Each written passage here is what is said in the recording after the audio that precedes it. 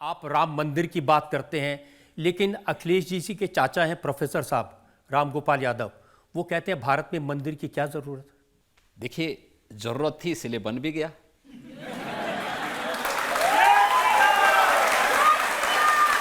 मेरा ये मानना है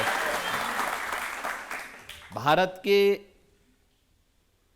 इतिहास की सबसे महत्वपूर्ण और अभूतपूर्व, हर भारतवासी को अभिभूत और आनंदित करने वाली घटना है अयोध्या में श्री राम जन्मभूमि पर मर्यादा पुरुषोत्तम प्रभु श्री राम का भव्य मंदिर का निर्माण। आप देख रहे होंगे अयोध्या के अंदर लाखों की संख्या में श्रद्धालु प्रतिदिन आ रहे हैं, आज भी आ रहे हैं। अयोध्या की, आज की अयोध्या को और आज से 10 वर्ष पहले की अयोध्या को देख करके कोई आता है तो वह पहचान नहीं पाता है कि सचमुच ये वही अयोध्या है। मैं देख रहा था पूरे देश के अंदर अंदर से जो भी श्रद्धालु वहां आए थे, कोई जमीन चूम रहा है, कोई पिलर को चूम रहा है, उनकी आंखों में आंसू थे। तो मैंने कुछ लोगों से पूछा, मैंने कहा कि आप इतने भावुक क्यों हो जा रहे हैं?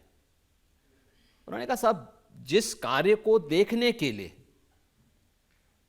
हमारी कई पीढ़ियां तरस गई, 500 वर्षों के उस लंबे इंतजार को मोदी जी ने समाप्त करवा दिया। अयोध्या में जो कार्य अयोध्या के लिए और दुनिया के लिए असंभव था, उसको मोदी जी ने संभव बना दिया। और ये हमारे लिए नहीं, बल्कि इस लोक के साथ साथ परलोक को भी जवाब देने का एक अवसर हमारे पास हो चुका है कि हां, हमने अयोध्या में राम मंदिर के निर्माण शिलान्यास को भी देखा, राम मंदिर के निर्माण को भी देखा, और रामलला को 500 वर्षों के बाद जन्मोत्सव मनाने का अवसर भी अपनी जन्मभूमि पर प्राप्त हुआ है। यह मोदी जी के कारण संभव हो पाया है। प्रोफेसर साहब कहते हैं बेकार का मंदिर। मैं वही आ रहा हूं ना, समाजवादी पार्टी के बारे में हर व्यक्ति जानता है। ये वही पार्टी है जिसके समय में अयोध्या में राम जन्मभूमि पर आतंकी हमला हुआ था, काशी में संकट मोचन मंदिर पर हमला हुआ था, जिनके समय में लखनऊ, अयोध्या और वाराणसी की कचहरियों पर हमले हुए थे।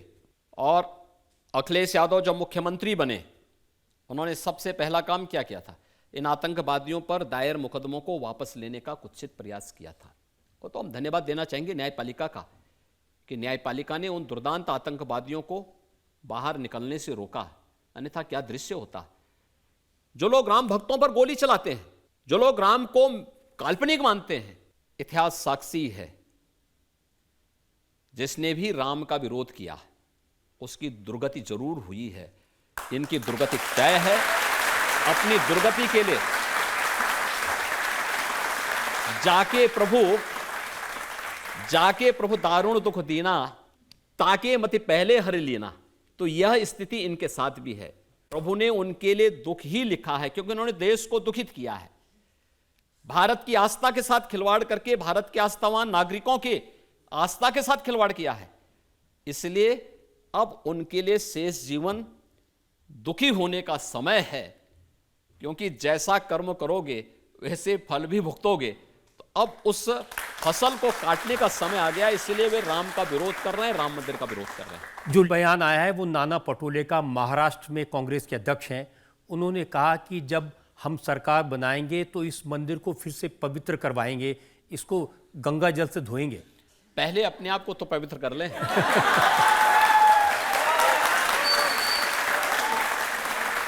और राहुल गांधी तो बार बार अपनी हर पब्लिक मीटिंग में ये कहते हैं कि ये जो प्राण प्रतिष्ठा का कार्यक्रम है, इसमें उन्होंने अमिताभ बच्चन को देखा, ऐश्वर्या राय को नाचते हुए देखा, लेकिन किसी गरीब को, किसी मजदूर को नहीं देखा। इनको शर्म आनी चाहिए इस प्रकार की भाषा का उपयोग करने में, कि कोई गरीब नहीं था। ये श्रमिक कौन थे? जो मंदिर का निर्माण कर रहे हैं, उनका महिमा मंडन प्रधानमंत्री अपने हाथों से कर रहे हैं। वे कुर्सी में बैठे थे, प्रधानमंत्री जी उनके पास जा करके पुष्प से वर्षा करके उनका सम्मान कर रहे थे।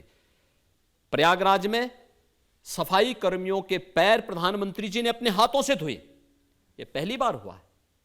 आखिर कांग्रेस में राहुल गांधी के पर नाना प्रधानमंत्री थे, उनकी दादी प्रधानमंत्री थी, उनके पिताजी प्रधानमंत्री थे,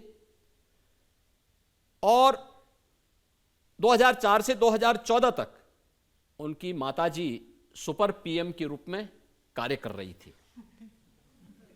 आखिर इस दौरान कभी इनको किसी गरीब के घर में जाने की बात तो दूर, किसी गरीब से संबंधित कोई योजना उन्होंने बनाई हो जिसने उनके जीवन में व्यापक परिवर्तन किया हो? नहीं किया। राहुल एंड कंपनी, ये लोग मंदिर क्या जाएंगे? तो देखा ना 2000 गुजरात के चुनाव के दौरान, उनको यह तक नहीं मालूम था कि मंदिर में जाना कैसे बैठना है। ऐसे लगता था जैसे कोई नमाज पढ़ने के लिए गया हो। तो पुजारी ने समझाया, कहा भैया ये मंदिर है, मस्जिद नहीं है। पालती मार करके बैठिए, पूजा करना है तो पालती मार करके बैठा जाता है। ये कोई जो है नमाज पढ़ने का वो नहीं, मुद्रा नहीं यहाँ बनानी है। अब जिनको ये भी संस्कार न हो, वे राम मंदिर के बारे में चर्चा करें। जिनका खानदानी इतिहास है राम मंदिर के विरोध का, वे भारत की आस्था को क्या जान पाएंगे? और आज से ऐसा थोड़े पहली बार हो। वो शिकायत कर रहे हैं कि राष्ट्रपति द्रौपदी मुर्मू को प्राण प्रतिष्ठा के कार्यक्रम में इसलिए नहीं आमंत्रित किया क्योंकि वो एक आदिवासी हैं। पहली बार देश के अंदर एक आदिवासी महिला देश की राष्ट्रपति बनी है। वह किसके कारण? प्रधानमंत्री मोदी जी के इनिशिएटिव लेने के कारण, कि समाज के अंतिम पायदान पर बैठे हुए, अंत्योदय से अमृतोदय की यात्रा है हमारी, अंतिम पायदान पर बैठे हुए व्यक्ति को भी सत्ता के सिंहासन पर बैठने की स्थिति है।